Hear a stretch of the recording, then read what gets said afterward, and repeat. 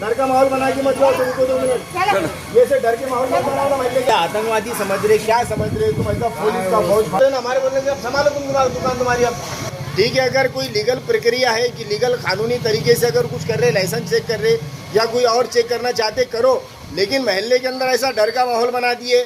इतने सारा पुलिस का फौज फाटा साथ में लेके आ गए, महानगर पालिका के कर्मचारी आ गए, महल्ले के अंदर लोग डर रहे, घबरा रहे।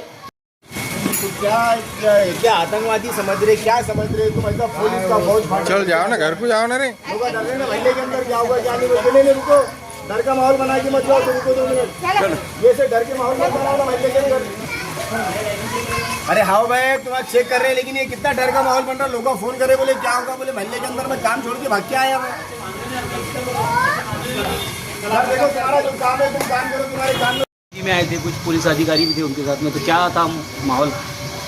अभी देखो ये इंदिरा नगर बाईजीपुरा गली नंबर 8 के अंदर उन्होंने जो है तो ऐसी माहौल पैदा करे, गली नंबर 7 के अंदर ऐसी माहौल पैदा करे। ठीक है, अगर कोई लीगल प्रक्रिया है कि लीगल कानूनी तरीके से अगर कुछ कर रहे, लाइसेंस चेक कर रहे या कोई और चेक करना चाहते करो, लेकिन महल्ले के अंदर ऐसा डर का माहौल बना दिए। इतने सारा पुलिस का फौज फाटा साथ में लेके आ गए, महानगर पालिका के कर्मचारी आ गए, महल्ले के अंदर लोग डर रहे, घबरा रहे कि भाई क्या बात हो गई बोल के। ठीक है, अगर आना है तो आओ, महानगर पालिका के 1-2 कर्मचारी साथ में आओ, पुलिस फौज फाटा लेके आने की क्या जरूरत है?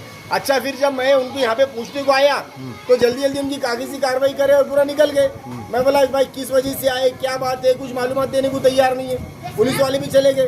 बोला भाई अगर लीगल काम कर रहे होंगे तो बोलो, मैं तुमको मदद करने के लिए तैयार है, लेकिन मोहल्ले के अंदर ऐसा डर का माहौल तो मत बनाओ ना। तो ये 2 दुकान भी है सिर्फ, ये 2 दुकान पे, एक गली नंबर 8 में नूर गेट के बाजू में, गली नंबर 7 में यहाँ पे एक दुकान रफीक भाई की दुकान के ऊपर आए।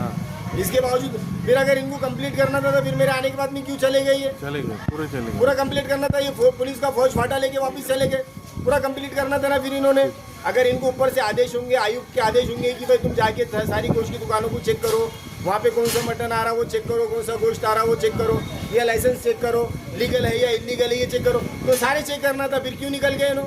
इसका सवाल ऐसा निकलता कहीं उनकी जान पहचान के होके छोड़ तो नहीं दी उन्होंने दुकानें? ये अभी देखो, अभी किसी भी तरह से कोई भी बात करना मुनासिब नहीं होगा जब तक कि मैं पूरी मालूमात नहीं ले लेता। मैं पूरी मालूमात दे लूँगा कि भाई क्यों आ रहे हैं, इनका मकसद क्या है, ये पुलिस फौज फाटा लेके आने का मकसद क्या है, आइन इलेक्शन के वक्त में ऐसे माहौल क्यों क्रिएट किए जा रहे हैं। तो ये सारी चीज़ों के सवालात है जो म्यूनसिपल कॉर्पोरेशन के कमिश्नर जी श्रीकांत साहब से हम करने वाले हैं कि भाई इलेक्शन के अंदर ये क्या बात हो गई, इस तरह से तकलीफ देना।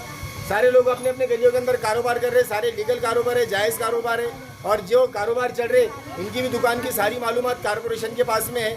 वो जो दुकान के ऊपर अभी आए थे वहाँ की भी सारी मालूमात कॉर्पोरेशन के पास में है। तो फिर ये पुलिस का फौज फाटा लेके आने की क्या ज़रूरत है?